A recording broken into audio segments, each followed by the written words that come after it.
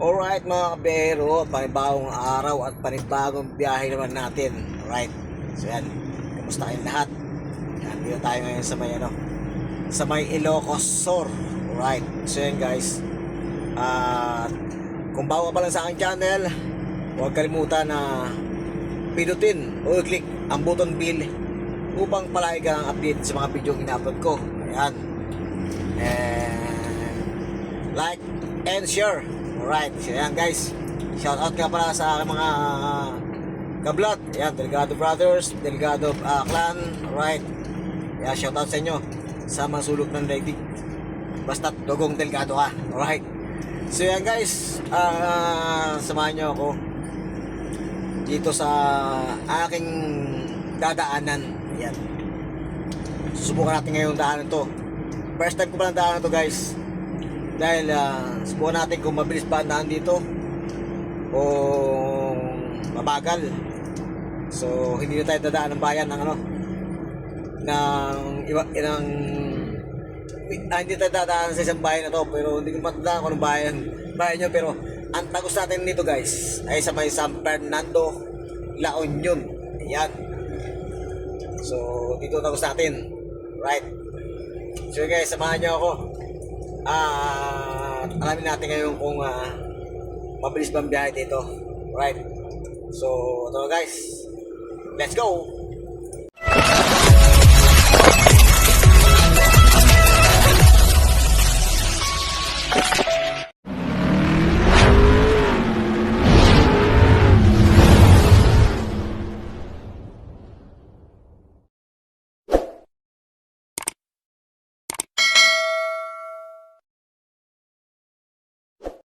Dahil kami ay galing sa may Ilocos Norte, kaya ang way na ito ay pabalik ng Manila at dito kami dumadaan sa ngayon. At itong tinatahak ko na ito ay sinasakupan nitong La Union. At ang way na ito na padiretso, ito yung patungo ng San Fernando, La Union. At dito nga kami ngayon kakaliwa dahil kami ay pabalik na ng Manila. At ito nga mga kabiyero ay first time pa lang namin na pumasok dito sa daan na to. Ito pala ay bypass na patungo ng San Fernando, La Union. At ito nga mga kabero ay mayroong mga truckers dito nakaparada. Nagpapahinga siguro sila dahil katanghalian pa lang ngayon. Napakahirap magmaniho lalo kapag tanghali at sa tindi ng sikat ng araw ay masisilaw ka. At ito ang ilan dito ay nakaparada. Siguro yung iba ay nagluluto, yung iba ay natutulog, at yung iba ay nagpapahinga. At dito napansin ko, ang bypass na ito ay malawak din pala at marami ditong mga taniman. At napansin ko nga mga kabero ay mayroon ditong malawak na taniman ng maisan. At ito ay patuloy ako sa aking paglalakbay sa bypass na ito. Napakalawak na maisan dito. Dahil ang alam ko ay ito yung tanging hanap buhay ng mga taga La Union, maging mga taga Ilocos Sur at Ilocos Norte. At ito nga mga kabero ay ito yung way na patungo ng San Fernando, La Union na pabalik ng Manila. At dito ang way namin ngayon. Maging sa kaliwang bahagi ko ay napakalawak ng maisan. Napakasipag ng mga taga rito. At hindi lang yan mga kabero ang kanilang pananim dito.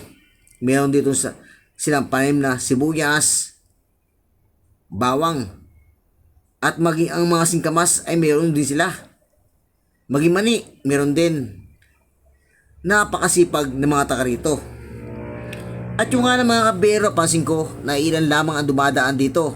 Dahil siguro ang iba ay hindi nila alam. Dahil tulad ko ay ngayon pa na ako dumaan dito. First timer ko pa lang dumaan dito sa bypass na ito. Sa tindi ng sikat ng araw ay talang kitang kita mo ang kalawakan ng daan na ito. At ito nga mga kabero ay pangsamantala muna ako minto at dahil aking pinagmasdan kung saan nga ba ang way na ito. At dito nga sa bandang unahan ay mayroon ditong rotunda. At dito nga ay aking aalamin kung saan ang way namin. Kung pakanan nga ba, o pakaliwa, o padiretso. At heto nga, ay mayroon pang gumagawa ng daan dito. At ito yung recircle o rotonda. At ito nga yung mga DPWH ay napakasipag nila ngayon. At dito nga tayo mga kabero sa way na ito. Dito pala sa padiretso. At ito nga ay hindi tayo pinabigyan ng motor na ito. Meron din palang kamuti sa lugar na ito dito sa may La Union. Mga kamuting driver, hindi yung kamuti na tinatanim at kinakain. At yung mga bero ay tuloy pa rin ako sa aking pagmamaniho, sa aking paglalakbay. At dito nga sa bypass na ito, at ito ay halos ilang pa lang ang dumadaan dito na aking napansin. Tuloy-tuloy pa rin ako sa aking paglalakbay. Yung nga lang medyo yata may kalayuan dito. Pero sa klase ko ay mas mabilis ang daan dito dahil walang halos sasakyan. Hindi mo na kailangan dumaan ng bayan. At kung diretso naman namin ang daan na yun, ay malamang ay traffic ang daan. Kaya ito ay dito sa bypass ay napansin ko ay ilan lang ang dumadaan. At ito ang ilang mga kabundukan dito. Habang ako'y naglalakbay sa daan to, ay aking pinambamasdan ang ilang mga pananim. At ito ay mayroon yung mga sagingan na aking napansin. At siguro nung ginagawa to ay matagal na. Kaya halos ay ngayong kulang na po na ang daan na to. Ito pala ay bypass. Dahil nung nakaraan dumaan ako ito ay napansin ko merong karatula na bypass. Kaya ito ay sinubukan namin na dumaan dito. At ito nga ang ilan dito ay nag-aani ng palay habang kami dumadaan. Medyo may sigsag din ang mga daan dito sa bypass na ito. At ito nga ay mayroon din mga crossing dito. At napansin ko rin mga kabero na mayroon din pala mga poste ng ilaw dito. Siguro ay hindi nakakatakot dumaan dito. Siguro maliwanag dito dahil may mga poste ng ilaw na aking napansin. At ito nga ang bypass na ito na patungo ng San Fernando, La Union. Yung nga na mga bero, hindi ko masigurado kung ano nga ba ang pangalan ng bypass na ito. Ang pagkakaalam ko lamang ay ito yung shortcutan na patungo ng San Fernando, La Union. At ito nga ay medyo akyatin din pala ang ibang daan dito sa bypass na ito. At ito nga, mayroon din akong napansin na may ibang mga private na dumadaan dito. Yung nga lang ay ilan lamang. At wala ako napansin mga malaking truck na madaan dito. Meron man ako napansin ay yung unang pagpasok namin na nakahinto. At ito mga bero ay sigsag ang daan na aming tinatahak. Medyo pataas ng konti at medyo palusong ng konti. At bawat island dito ay mayroong mga poste ng ilaw na nakatayo. Yung nga lang hindi ko sure kung gumagana nga ba ito. Dahil hindi pa ako dumadaan dito ng gabi. At ito mga bero ay ilang segundo na rin na kaming bumabiyahe dito. Pero siguro naman ay hindi kami aabutan ng 1 oras o 2 oras na aming biyahe bago kami tumagos sa may San Fernando, La Union. At kung ikaw ay biyahero mga kabero, ay panuuri mo lang ang bidyong ito. Ay madali mo itong matunton. At mabilis nga ang biyahe dito dahil iilan lamang yung mga sasakyan na dumaraan dito. Hindi tulad sa mga bayan-bayan na medyo ba-traffic at kalimitan ay merong mga checkpoint madadaanan. Yung nga lang ang kinaganda dito sa lugar na ito ng La Union ay maraming mga checkpoint. At ito nga ay napansin ko sa pagdaan ko na nakarang araw. At dito nga sa mga proper sa mga bayan nitong La Union na aking nadaanan. At dito pa rin tayo sa ngayon. At ito nga ay medyo may sigsag kaming nadadaanan. May mga kurbada. At meron mga island dito na hindi nila nalinisan. Na hindi nakatabas ng DPWH. At ito guys, ay patuloy pa rin ako sa aking paglalakbay na ito. Siguro ilan pa lamang ang nakakalam ng daan na to. At ito nga yung bypass nito na aking tinatahak. Mga kurbadang daan ay meron din. At ito nga ay dahan-dahan ako sa aking pagmaniho dahil sa mga kurbadang ito. At ito na pansin yung mga bero ay halos yun nga ay ilan yung mga sakyan na aking nakakasabay at yung nakakasalubong na nagbula sa San Fernando La Union maging galing na Manila. At ito nga yung tinataha ko ito ay ito yung galing kami ng Ilocos Sur. At ngayon ko napansin na mabilis pala ang daan dito dahil siguro sa walang gaanong traffic at walang gaanong nakakasabay at wala pa akong nakasalubong na malaking sakyan na mga cargo truck na buhabiyahe dito. Yung mga galing ng Manila maging sa may San Fernando La Union. At ito nga mga kabero ay meron din napansin dito mga iilang mga motorcycle na dumadaan dito. At ito nga ay napansin ko rin may mga sulkatan pang iba. May mga crossing dinadaan. At ito nga ay aking napansin itong mga kabundukan. Medyo kabundukan din pala itong lugar na to. Siguro nung araw na ginagawa ito ay bundok. At siguro nga ay sinira dahil sa daan na ito. At ito ay napansin ko rin ang ilang mga kabahayan dito. Yung nga lang hindi dikit-dikit ang mga kabahayan dahil nga sa probinsya itong lugar na to. At heto yung mga bahay na ito na aking nakuhaan at ilan nga. Subalit kahit ilan ang mga kabayan dito ay meron namang kuryente. Hindi tulad sa ilang mga bayan na ibang probinsya na walang gaanong kuryente kapag kasulok-sulok ka na. Yung kabundukan na. Pero dito ay meron. At meron din mapansin na ilang mga bahay na malaki.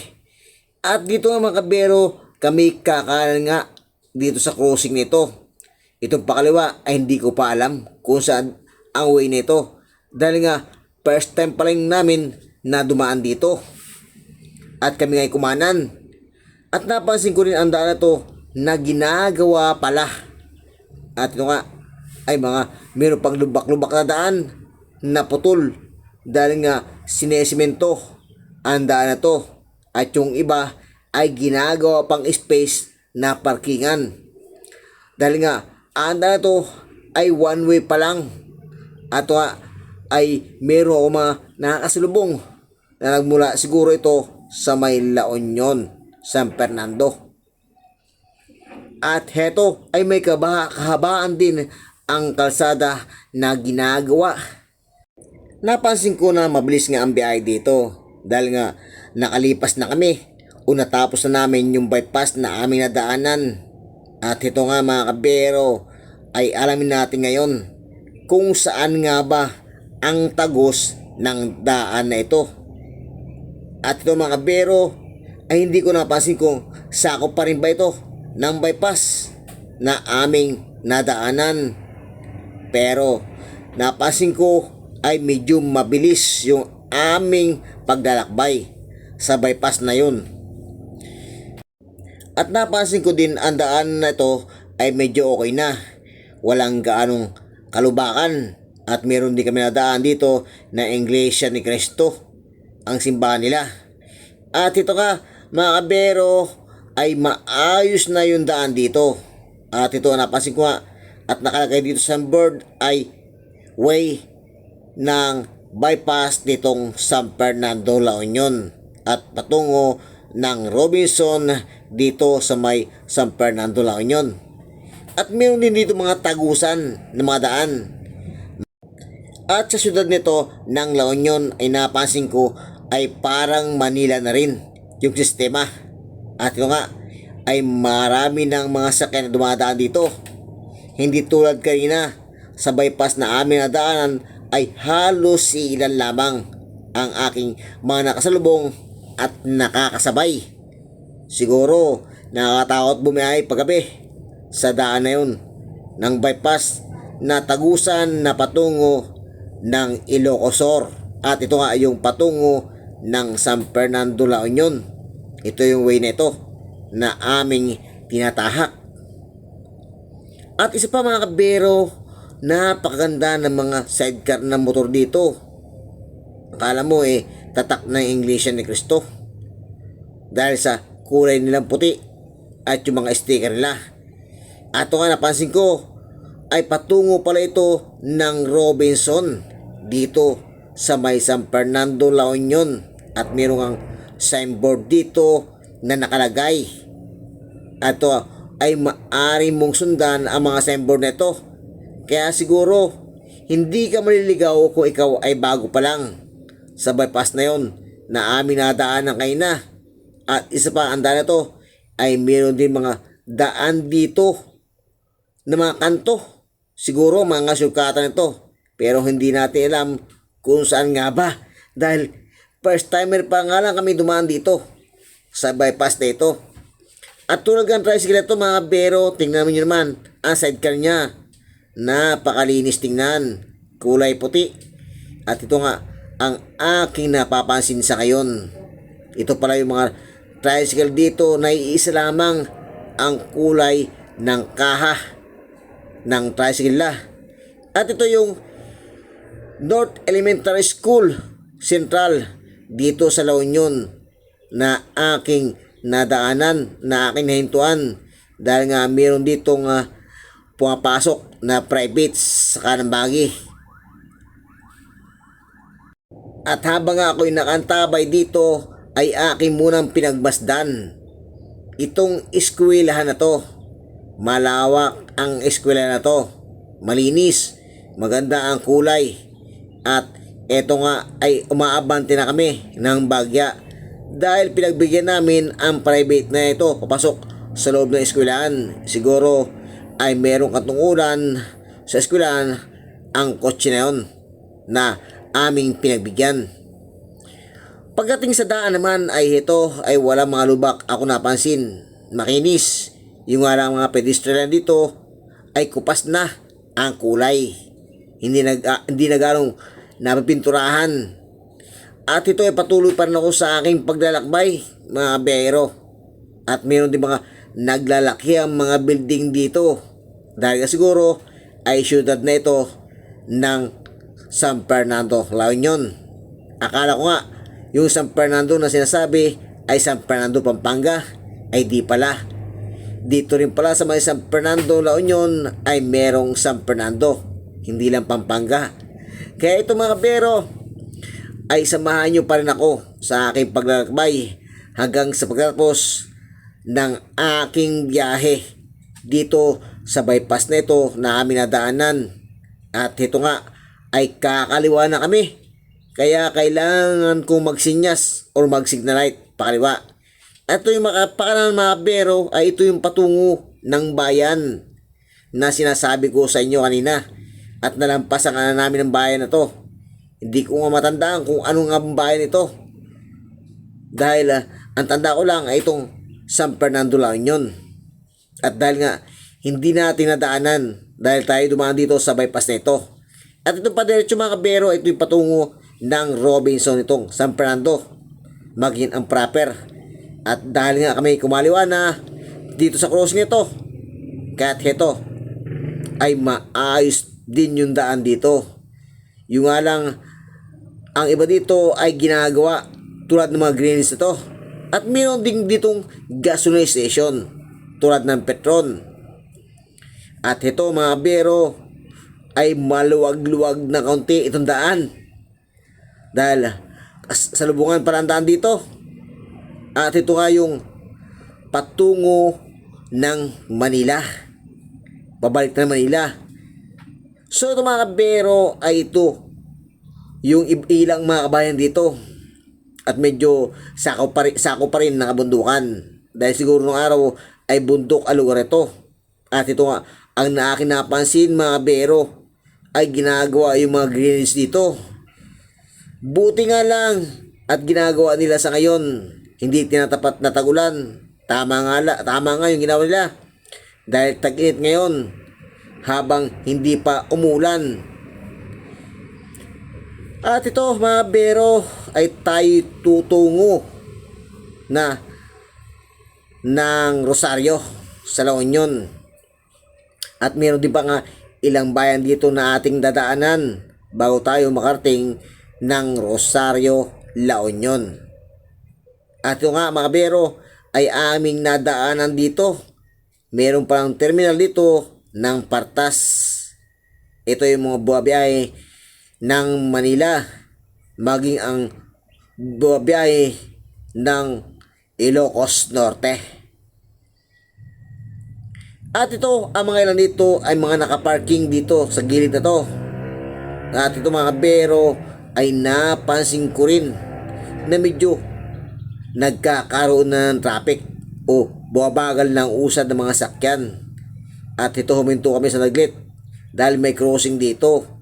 Kapag kumana kayo ito ay patungo ng proper nitong La Union. Teka lang, mayroon ako napansin na enforcer na naglalakad at may daladalang panikit. Mukha yatang mayroong natikitan. At ito pa napansin ko, ang mga sakyan dito ay mukhang mga illegal parking. Ayun nga, tama ang hinala ko. Ang enforcer na yon ay tinitikitan yung mga sakyan na ito. Tulad mga ito, mga naka-illegal parking. Ito ay enforcer na to. Tama nga lang talaga natikitan yung mga yan dahil maskip na yung daan ay nagdo-double parking pa. At ito sa kanan ay patungo pa rin ng San Fernando, La Union yung proper ito. May kaayusan din ang daan dito mga biyero. Wala akong napasin na gaano lubak nararamdaman. At mayroon din gasoline station dito tulad ng Shell. At pagkalipas nga ng Petron ay mayroong Shell naman na ako nadaanan. Sa tindi na sikat ng araw ay kitang-kita mo ang mga anino ng mga punong kahoy sa daan. At heto ay mayroon din gasoline station na isa pa dito. At karamihan din dito mga kabero ay ang mga buwabiyahe ay patungo ng Ilocos Sur at Ilocos Norte. At ito, ang way na ating binabagtas ay patungo ito ng Manila mga kabero, ng Rosario, La Union. At dito ay mayroong isang crucium o barangay na hindi ko lang malaman kung saan nga ba ito. At dito tayo ngayong kakanan na bagya sa kurbatang ito. Yung pakaliwa, hindi ko rin alam mga bero dahil nga first timer ko palang dumaan dito. At dito nga tayo dahil hindi nga natin kabisado pa ang lugar ito. At ito mga kabero ay dito pa rin tayo sa sinasakupan ng San Fernando, La Union. Napakalawak ng sinasakupan nitong San Fernando, La Union. At dito nga ay mayroong signboard dito na patungo ng proper nitong San Fernando, ang pakanan. At maging ang Robinson ay pakanan din. At kami nga ay kakaliwa ng bagya. At dito nga ay kami pinagbigyan nitong ating mga kapwa na motorista. At heto ay dumarami na ang mga sakyan na aking nakakasabay. At atin ang lilisanin itong bayan ng San Fernando, La Union. Dito nga natin natumbok yung daan sa may La Union, San Fernando, La Union. So ayan, tayo nga ay dumaan sa bypass. At tagos ka nito ng tagos ka nito dito sa may San Fernando, La Union. Alright. So yan, kami pabalik naman na ng Manila. So sinubukan natin daanan ang bypass na yun. So yun nga lang, mga sigsag yung daan, mayroong tarik na daan, at yung iba naman pantay. So ayan, at nadaanan nga natin yung mga malawak na maisan dito sa bypass na ito. Alright. So mga biyero, Matagal na rin akong nakailang bike na rin ako dito sa may di ba, sa Ilocos. So galing nga kami ng Ilocos, nakailang bike namin dito. So ngayon ko lang nadaanan itong bypass na to. Yan. Kaya ito ginawa ko to para may bahagi ko sa inyo, mga kapwa ko biyahero, yan, mga kapwa ko driver na tutungo ng Ilocos Sur, Ilocos Norte. Mas mabilis yung daan dito, walang ganong traffic, wala kang hassle sa traffic. Dahil minsan dito sa may bayan ng San Fernando, napakahaba ng traffic. Yan. Pag umaga, haba ng traffic pag umaga. Right. So yan guys, maraming salamat doon sa patuloy nyo pag-subaybay sa aking channel. At medyo matagal-tagal din tayo na wala sa ating video. Yan, matagal-tagal din. Kasi nga, nagkaroon ng problema yung aking ng aking cellphone, dahil cellphone lang yung ginagamit ko sa pag-vlog, sa aking pag-video. Right. So ayan guys, ito nga, aking ibinahagi sa inyo itong bypass na ito na pabalik na Manila, na nagmula dito sa Ilocos Sur. Right, yan. Shoutout sa mga taga Ilocos, Ilocos Sur, Ilocos Norte. Right, andito nga sa ito nga yung baluarte ng ating President Bongbong Marcos. Right. So yan guys, paano? At samahan nyo ako muli sa aking panibagong episode na gagawin, sa aking panibagong biyahe na gagawin. Ayan, dito nga tayo galing sa dito nga tayo galing sa may Ilocos Sur. Right. So ayan, next na punta naman natin itong Ilocos Norte. Ayan. So ayan, dito nga ako na premise muna sa Norte. Right. So, guys, maraming salamat sa inyo pag-subaybay sa channel. Bye bye.